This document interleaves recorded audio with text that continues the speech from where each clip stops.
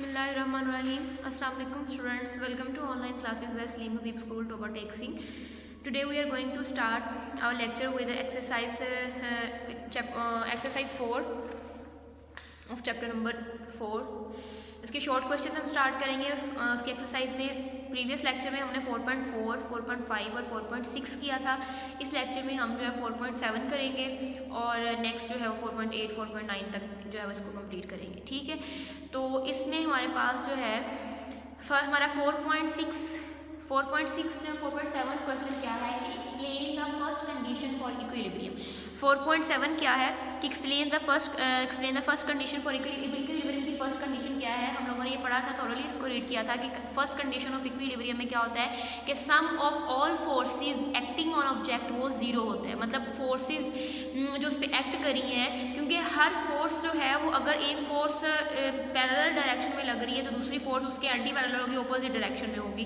ठीक है, अगर एक बॉडी है, लेट्स सपोज अगर एक फोर्स जो है वो इस पर ये ब्लॉक ले लें, ब्लॉक है, इस पर एक फोर्स अगर इस लग रही है तो दूसरी फोर्स भी यूं लग रही होगी और एक फोर्स इधर लग रही होगी। मतलब ये दोनों फोर्स इक्वल मैग्नीट्यूड में होंगी लेकिन ऑपोजिट डायरेक्शन में होगी, तो ये एक दूसरे के इफेक्ट को कैंसिल कर देंगी। इसी तरह से जो है सम ऑफ ऑल फोर्सेस जो है वो जीरो होता है और यही हमारे पास जो है फर्स्ट कंडीशन फॉर इक्विलिब्रियम में है। तो यहाँ मैंने लिखा हुआ है कि for sum of all forces जो है वो Fn तक फोर्सेस हैं वो इक्वल टू जीरो होती हैं। इसलिए हमें क्या करना है, sum of n forces equal to zero. इसमें सम ऑफ n फोर्सेस जो होंगी वो जीरो होगी। अगर इन फोर्सेस को मैंने बताया था कि हमने x कंपोनेंट और y कंपोनेंट में भी रिजॉल्व करना है। जब x कंपोनेंट में करेंगे तो हमारे पास fx, f2x, f3x और fnx तक उनका सम जीरो होगा, y कंपोनेंट में होगा।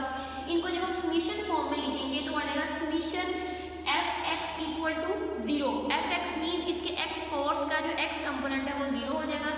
सिग्मा जो है ये मैंने बताया था कि ये हम लोग सम के लिए यूज करते हैं और इसको हम बोलते हैं सिग्मा, और ये जो है वो ग्रीक वर्ड है और इसका मतलब होता है कि सम करना है।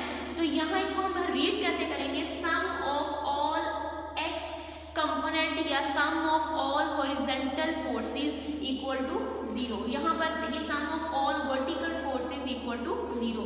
तो ये इनको हमने जो है वो कंपोनेंट्स में रिजॉल्व किया फोर्स को। तो फर्स्ट कंडीशन ऑफ इक्विलिब्रियम क्या है, टू मार्क्स का क्वेश्चन है, तो इसमें आपने एक्सप्लेनेशन लिखनी है। आपके जो अप टू डेट्स हैं उसमें से वहीं से मैं करवा रही हूँ। तो उसमें से हमारे पास क्या आएगा कि sum of all forces equal to zero, और यही हमारे पास जो फर्स्ट कंडीशन ऑफ इक्विलिब्रियम होती है। नेक्स्ट आ जाए क्वेश्चन नंबर 4.8 की तरफ। 4.8 में वो क्या कह रहा है कि why there is a need of second condition for equilibrium if a body satisfy first condition of equilibrium. उसने कहा है कि अगर बॉडी सेटिस्फाई करिए फर्स्ट कंडीशन इक्विलिब्रियम तो क्यों जरूरत पड़ती है हमें सेकंड कंडीशन ऑफ इक्विलिब्रियम जो है वो अप्लाई करनी है। ठीक है, तो इसमें क्या करना है, इसमें ये होता है कि लेट्स सपोज मैं एक ब्लॉक ले रही हूँ, उसमें जो है वो एक तो फोर्स ये 4.8 करने लगे हैं हम। तो इसमें क्या है कि लेट्स सपोज मैं ये एक ब्लॉक ले रही हूँ, ठीक है, ये ब्लॉक है, इससे एक फोर्स जो है वो F1 इधर एक्ट कर रही है और दूसरी फोर्स जो है लेट्स सपोज ये F2 है और ये F1 है। अब देखिए इन दोनों फोर्सेस का जो मैग्नीट्यूड है वो तो सेम है।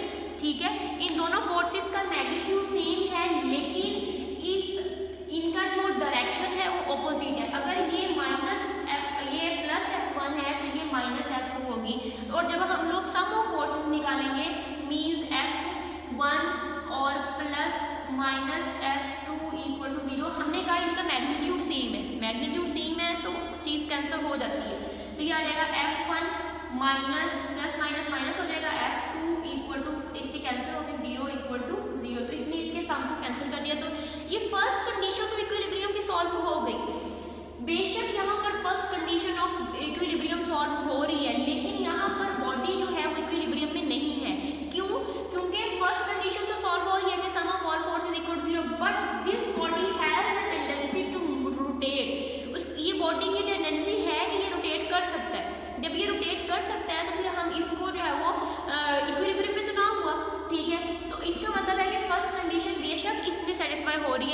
बावजूद ये बॉडी जो है वो इक्विलिब्रियम में नहीं है, तो यहाँ पर जहाँ पर फर्स्ट कंडीशन सेटिस्फाई हो रही हो लेकिन उस बॉडी में टेंडेंसी हो रोटेट करने की, वो उसकी फर्स्ट कंडीशन को अपोज कर रही हो, तो वहाँ पर सेकंड कंडीशन जो है वो अप्लाई होती है।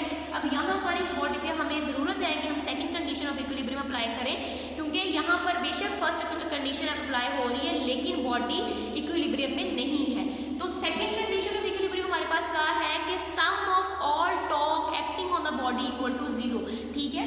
तो सम ऑफ ऑल टॉर्क जो है इस बॉडी पे एक्ट करेगा वो इसके 0 होगा। तो this is called the second condition of equilibrium, कि जहाँ पर बॉडी की फर्स्ट कंडीशन सेटिस्फाई ना हो रही हो, बेशक सेटिस्फाई हो रही हो लेकिन बॉडी इक्विलिब्रियम में ना हो, तो फिर हमें ज़रूरत होती है कि हम जो है वो सेकंड कंडीशन ऑफ इक्विलिब्रियम को, जो कि है sum of torque equal to 0, इसको अप्लाई करें, ठीक है। तो इस तरह से हम लोग जो है वो इसको थॉरली आप एक्सप्लेन देख लीजिए, इसका आंसर जो है आपके अप टू डेट्स में लिखा, आपके नोट्स में लिखा हुआ है।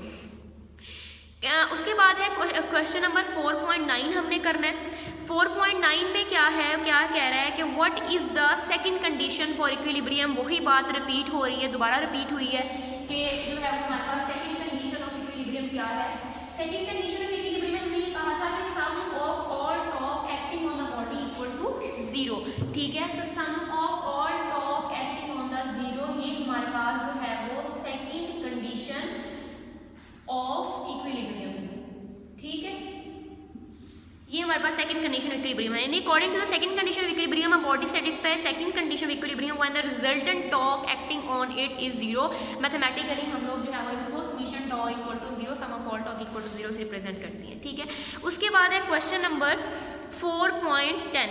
4.10 में क्या कह रहा है कि give an example of a moving body which is in equilibrium, कि हमने एक एग्जांपल देनी है जो बॉडी इक्विलिब्रियम में मूव करी हो। तो पैराटोपर जो होती है, हमने देखा है कि पैराटोपर जो है वो जब ज़मीन नीचे आती हैं, ज़मीन पर आती हैं, तो उनकी वो terminal velocity means constant velocity के साथ नीचे आती हैं। उन वहाँ पर सारी के सारी जो है वो फोर्सेस जो उस पर एक्ट करती हैं उनका सम 0 होता है। सारे की सारी फोर्सेस एक दूसरे पे एक्ट करती हैं, मीन्स उस पर फोर्सेस जो हैं वो ऑपोजिट डायरेक्शन में लग रही होती हैं, इसकी वजह से वो कांस्टेंट वेलोसिटी के साथ नीचे मूव करता है, तो वो उस पर first condition of equilibrium satisfy हो जाती है। इट मीन्स कि वो जो पैराटोपर है वो स्टेट इन इक्विलिब्रियम में होता है। तो ये बेस्ट एग्जांपल है कि बॉडी जो है वो moving body is in equilibrium which is in equilibrium में है। तो पैराटोपर की हम इसकी एग्जाम्पल लेंगे। उसके बाद है क्वेश्चन नंबर 11। क्वेश्चन नंबर 4.11 में वो क्या कह रहा है कि think of a body which is at rest but not in equilibrium, कि हम उसने कहा कि उस बॉडी को बताना है कि जो कि रेस्ट पे हो लेकिन वो इक्विलिब्रियम में ना हो। तो इसमें there is no uh single body in the universe, के यूनिवर्स में कोई भी एक सिंगल बॉडी भी नहीं है कि जो रेस्ट पे हो लेकिन वो इक्विलिब्रियम में ना हो, ऐसा हो नहीं सकता। तो यहाँ पर कोई भी एग्जांपल नहीं है, एक सिंगल बॉडी की एग्जांपल भी नहीं है कि जो बॉडी रेस्ट पे हो लेकिन इक्विलिब्रियम में ना हो। तो ये जो थे वो हमारे शॉर्ट क्वेश्चंस कंप्लीट हुए। हमारे जो यही आपने स्मार्ट सिलेबस के आप पे शॉर्ट क्वेश्चन थे और यही हमने जो है वो करने थे। तो इंशाल्लाह नेक्स्ट लेक्चर में हम 4th चैप्टर के न्यूमेरिकल स्टार्ट करेंगे, प्रॉब्लम स्टार्ट करेंगे। If you have any confusion then you can ask me. इंशाल्लाह नेक्स्ट मिलते हैं नेक्स्ट लेक्चर में, ठीक है। अल्लाह तब तक के लिए अल्लाह हाफिज़, थैंक यू।